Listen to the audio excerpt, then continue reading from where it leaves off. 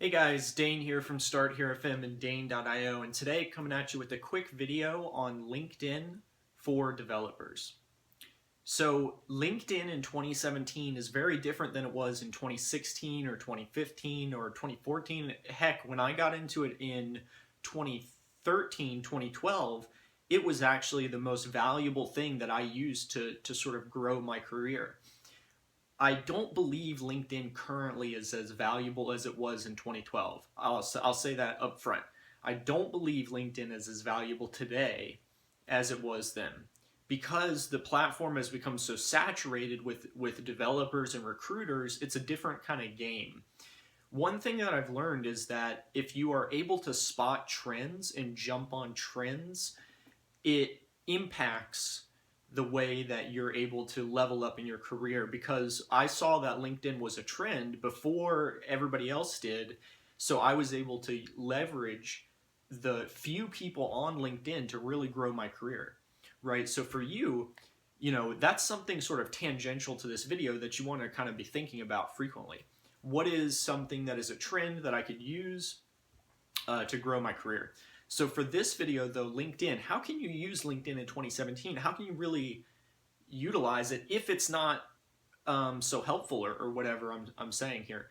Well, so there is still a way to use LinkedIn, I will say. So the way I would use LinkedIn if I were you, and I was just starting and I was a developer and I wanted to kind of maybe get a job above what I have now or get my first job, what I would do is I would make a basic LinkedIn profile.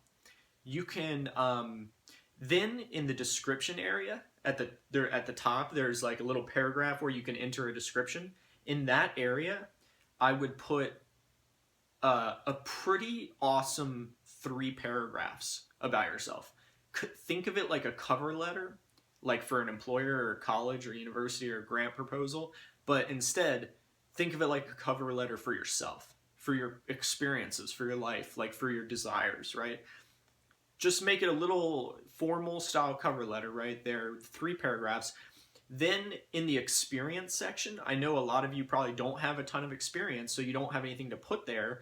So what I want you to do is go ahead and put your name and then put freelancing. So like your name, you're a freelancer, freelance, and then make it so that you're a freelance blank at your name. So if you want to be a front-end developer and you're not yet, in the experience section, put freelance front-end developer at your name. Go ahead and do that. Put that there. You can also put that on Twitter and put that on Facebook. And I'm not going to get into Twitter and Facebook. I will touch on those topics because I love Twitter. But for LinkedIn, it's really important to make sure that you put some kind of experience, even if it's not super accurate. So what you're going to do is in this area where you put freelance front-end developer at your name, that's it.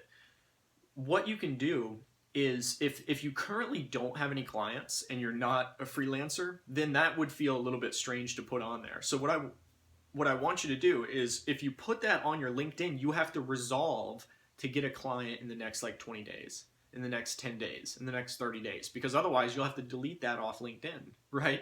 So use it as a little motivator for yourself to find more clients, or to get your first client, or to get over that hurdle and really get out there. Then what you can do on LinkedIn is there's a section for projects. What you can do is I have other videos where I go into how you should do projects as a developer and like how you should approach that. But on LinkedIn, I basically want you to put the portfolio items on your website. And again, if you're a total beginner, the portfolio includes tutorials, like tutorials that show you how to build little web apps and stuff like that.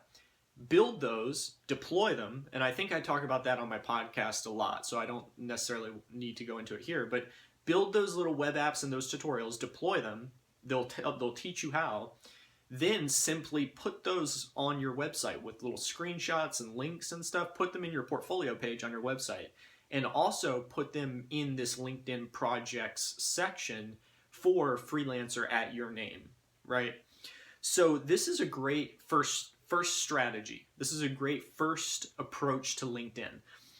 There's a lot more depth that you can do on LinkedIn as far as like joining groups.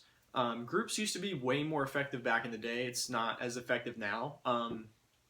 But there are other things you can do as well. Like make sure that your headline, the headline is also freelance blank developer at your name. And the reason that we are continuing to try to get you to be in the mindset of a freelancer is because when you get your first job as a web developer, it's much easier to do, I've found, coming from a freelance type position.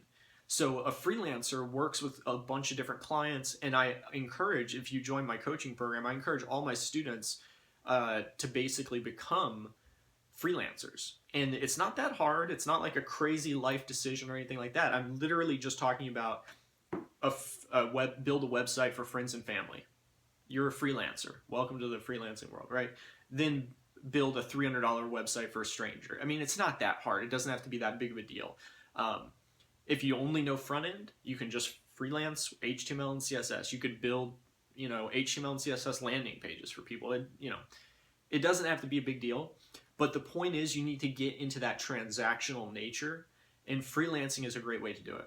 So make sure your LinkedIn now reflects this freelancing that you're doing, even if it's just sites for friends and family. Again, make sure your LinkedIn reflects that you're a freelancer. And so I mentioned that this helps you a little bit when you go to get your job. So the way that freelancing helps is if you're a successful freelancer or you're not a successful freelancer, it doesn't matter, because the skills that you acquire in the process of freelancing are applicable to any job. And every hiring manager recognizes that. So if you come into a hiring manager interview and you're like, oh, I'm a freelancer, I work with all these different clients, all these different stakeholders and stuff like that, whatever it is, you're at a different psychological position in the interview than somebody who's not that. Because freelancing has such a great set package of skills that it builds into you, and every hiring manager is aware of this. I'm a hiring manager and I'm aware of it, or I used to be a hiring manager and I was aware of it then, even when I was younger, right? So it's not like only certain people would recognize this. It's pretty widely recognized. If you're a successful freelancer, and successful meaning your portfolio page has a bunch of stuff on it, right? I mean, we can keep this kind of nebulous. You don't have to be so specific, right? When you go to get your first job, especially as a developer, you don't have to be so specific. I see people like, oh, I don't have a JavaScript web app or something like that, or I'm not freelancing. I freelanced and built a WordPress site for my mom, and she paid me $200. And then I did that with 10 other people, but it was WordPress. And so now you're telling me I can go and apply for this front-end developer job, even though I didn't freelance for a job? This is way too specific. You're creating rules in your own brain that are disallowing you from going to achieve that goal. So stop being so specific. You're a freelancer. Doesn't matter if you built WordPress sites for your mom or a WordPress site, blah, blah, who cares, right? You're a freelancer. That's how do you want the job or not? It's how you think of yourself before you walk into the job interview that matters most. So continue thinking the way I just, exhibited if you don't want to get that job, because that's a surefire way to never get a job, or to never level up in your career, is to be like, oh, I don't have this or that little thing. Way too specific. Nobody cares. The only thing that matters is that the general gist of whatever it is aligns with the goal that you're trying to achieve, right? So if you're a front-end developer and your website, the gist of it, you have blog articles that talk about front-end.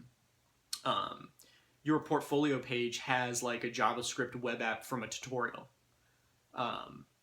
Even though your portfolio is filled with like 13 WordPress sites that you built for people that didn't have anything to do with JavaScript, the gist is that, okay, this person's a freelancer and they've, you know, I can see the blog posts on JavaScript, so they're a front-end developer slash freelancer, right? The gist. It's all about the gist, guys. So make sure your website really shows that gist is in alignment with the goals that you want.